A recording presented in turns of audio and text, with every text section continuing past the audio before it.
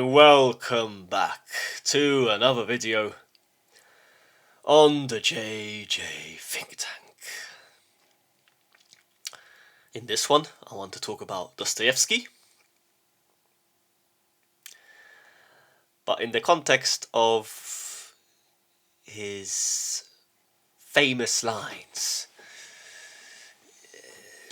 in the context of his brilliant quotes, his brilliant thoughts, his brilliant ideas that really help us to live an authentic life. I have read nearly all of the works by Dostoyevsky. Perhaps I need to read Brothers Karamazov again, because I don't think I was ready. I don't think I was mature enough back then when I read it. But definitely many of his works made an impact on me. The two books of his that I enjoyed the most were probably The Idiot, and Crime and Punishment, although I don't have a paper copy of this book at the moment. I think I've got it on my Kindle. Yes, these two books had the biggest impact on me, definitely. And Crime and Punishment definitely was a book that motivated me even more to go and visit Russia, to explore this culture, to explore this country and this civilization. And yes, I read Crime and Punishment in one sitting, I remember, on my Kindle. I read it in one day. I didn't take any breaks. I was just sucked into this world of Dostoyevsky. It was a great experience. Yes, The Idiot as well sucked me in. The Demons and Brothers Karamazov, I think I need to read them again, because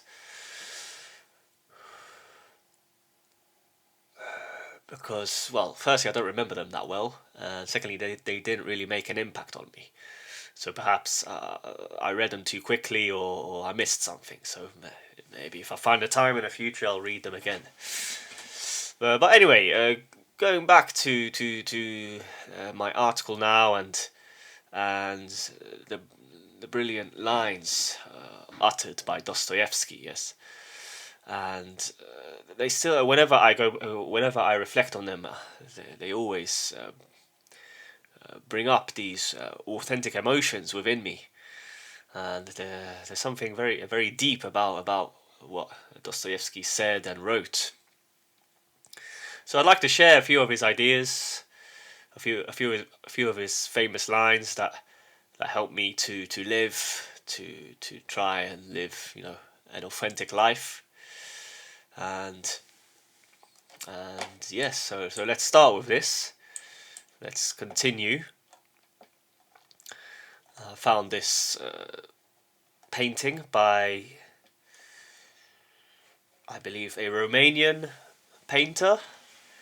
I like how he depicted Dostoyevsky here. I mean, apparently Dostoyevsky, well, according to some research by Sam Vaknin and a couple of other thinkers out there, they claimed that Dostoyevsky had a narcissistic personality disorder. Apparently, perhaps, I don't know. It's hard to diagnose a person who is not alive anymore. So, I mean, Nietzsche definitely had a personality disorder. For 100%, Nietzsche had a personality disorder, because you can pick up on his delusion. Yes, when you read some of his writings. I don't know if the same can be said for Dostoyevsky, because I think he was more grounded. He was more in touch with the world of the real, and I believe he had a wife, he had children. Once he got older, he had a rich life. in terms of experiences. He was nearly killed. He was about to be shot, I believe, in the back of the head, but for some reason or another, his life was saved. And yes, I believe he went through other traumatic experiences. He had problems with gambling. He had some addictions, probably due to some trauma, etc. So, yes, he had a turbulent life, definitely, Dostoevsky. For me, this is quite ironic, I guess, because Dostoevsky, I think he hated Polish people. Dostoevsky hated Poles for some reason. Don't know why. I mean, there's always been an animosity between Russians and Poles, I guess. But I don't know. I think a lot of Polish people, Russians, I think they get on with each other. I mean, a lot of this is just whipped up by propaganda, etc. I mean, I can find on Twitter a lot of conversations and Poles and Russians interacting with each other in a humorous, banterous way. So I don't think this is an eternal, deep-seated hatred. Yes, there is some rivalry, perhaps some suspicion, but I wouldn't say we hate each other really. I mean, some Polish people definitely do. They're just a bit crazy. I'm sure some Russians as well. They hate Poland. Yes, I'm sure that's true. But I mean, definitely a solid majority on both sides have a more healthy attitude. Yes, to the other country. But yes, I mean, Dostoevsky, if we check his ancestry, he definitely had some Polish nobility. Yeah, so his ancestors were associated with the Polish nobility, definitely, because I read up on his history, on his family background, and he definitely had some Polish blood, or at least he was his ancestors were born into Polish nobility. So obviously, I'm not claiming that he's Polish, but I'm just saying he definitely had a little bit of some amount of Polish blood, I think. But anyway, let's enter my article now. Let's analyze what I wrote here. This is over nearly 2 years ago, and I think Dostoevsky is he has there's no match. He has no match when it comes to the analysis of the internal world. I think no one has come closer, I believe, to really describing the inner world, yes, of man, and the workings of the soul and the heart, definitely. Um,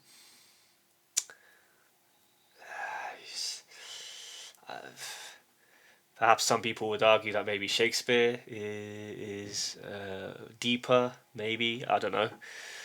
I need to read Shakespeare properly. Obviously, I read some of Shakespeare at school because it was part of the curriculum, but I haven't read Shakespeare properly on my own. So maybe I need to do this to come to a judgment.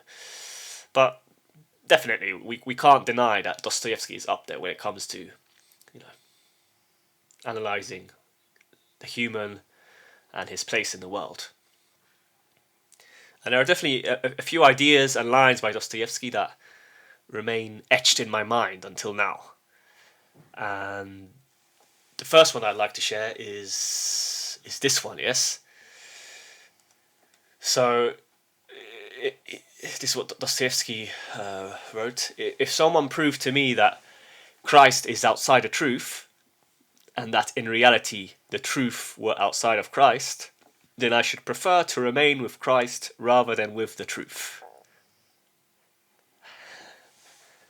That's a good one. I like that. I like this quote. I really like this passage. This idea. It's strong and radical, but I think it beautifully expresses the nature of faith.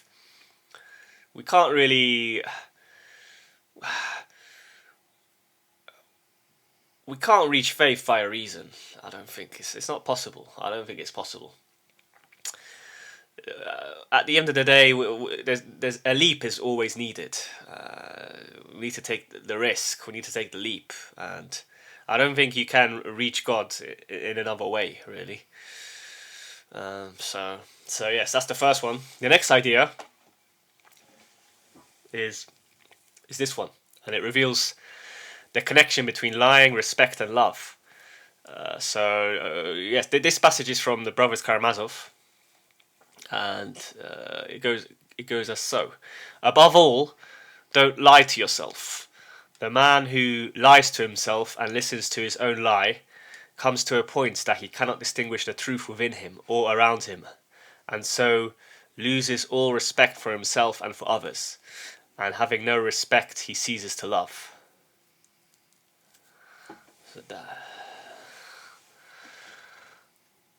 that is a great quote. That is a great passage. Yes, that's definitely true. I have experienced this, definitely.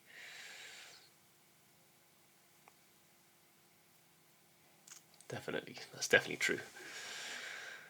And then this one is from Crime and Punishment. Your worst sin is that you have destroyed and betrayed yourself for nothing. That's true. I mean,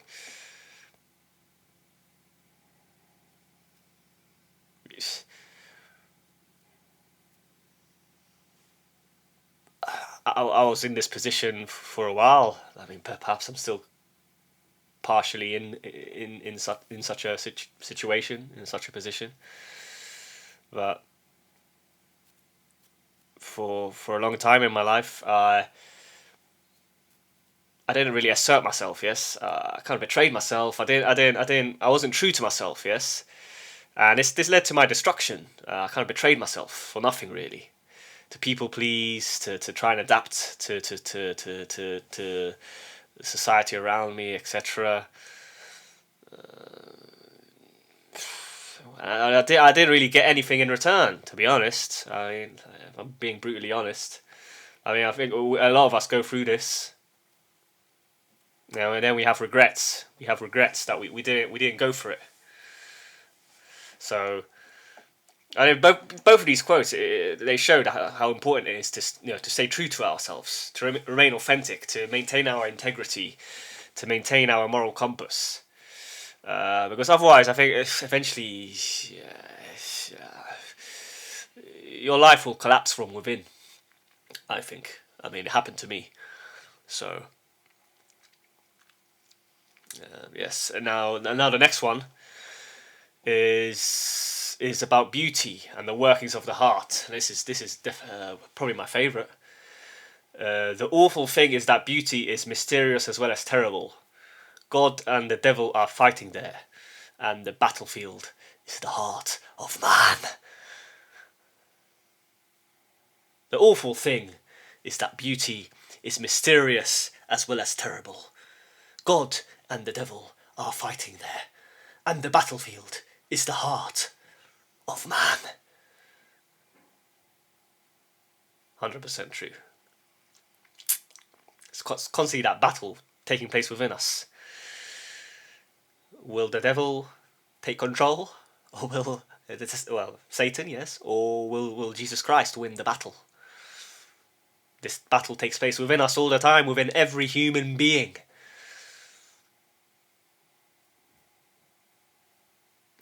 There is such a thing as good and evil. There is. Good and evil exists. The greatest trick that the devil ever played is to convince you that he doesn't exist. Satan is real, Jesus Christ is real, and you need to pick a side. You have to pick a side. You need to go deep within and discover for yourself whether you are a minion of Satan or a loyal follower of the Lord of the universe, Jesus Christ.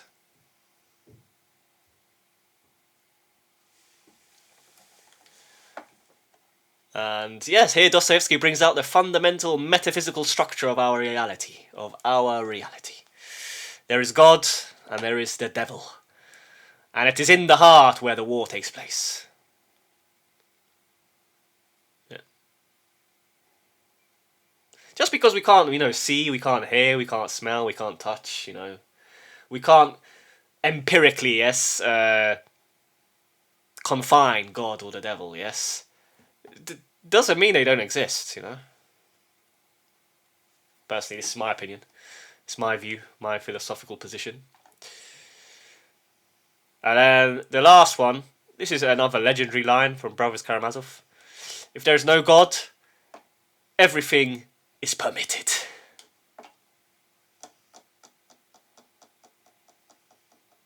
If there is no God, everything is permitted. I think this is self-evident to me. If someone rejects this, then I don't know. There's something wrong with them. Something's gone wrong here in the brain, in my opinion. I mean, we all experience the workings of our conscience. Our conscience constantly tells us if we're on the wrong path. Like inside, you got that gnawing feeling that no, you're doing something wrong. Even if it's something small, like a small habit or whatever. I feel this all the time, to be honest. I mean, I still sin, I still make mistakes, but I'm constantly kind of correcting, my course, my path. It's difficult, The straight path is narrow. Yes, it's not easy. Many times you trip up, you fall, but you have to keep on trying. You have to get up and try again. So yes, and yes, this statement goes straight to the point in underlying that without God, a moral order is not possible. This is the problem with a lot of these thinkers who talk about ethics, like Sam Harris and other thinkers. They are trying to create an ethical system outside of God, but I don't think it's possible. Like, what's the basis of it? Like, what's the groundwork? What's the foundation?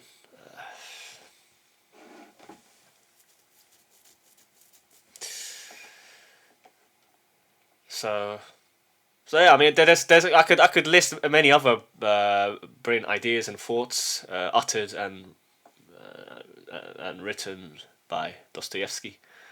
I don't want to waste more of your time. I think this is enough, really.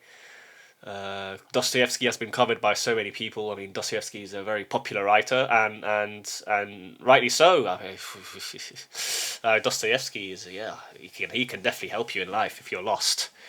I would begin with Crime and Punishment. Then perhaps The Underground Man. That's a good book. The Underground Man. I think it's called, yes, The Underground Man. And The Idiot. I guess these three books are the best, in my opinion. So anyway, that's the end of the video. If you're still listening now, I really appreciate you tuning in to the JJ Think Tank. You could have spent your time elsewhere, but you decided to hang around and listen to what I had to say, to my ramblings. I hope you enjoyed the video. I hope it helped you in some way. If you are a new viewer, consider liking and subscribing. It will help me grow the channel and spread more information, vital information. I think will help a lot of people out there. If you're an existing subscriber, comment as well. Tell me what you think about Dostoyevsky, if you read Dostoyevsky, etc.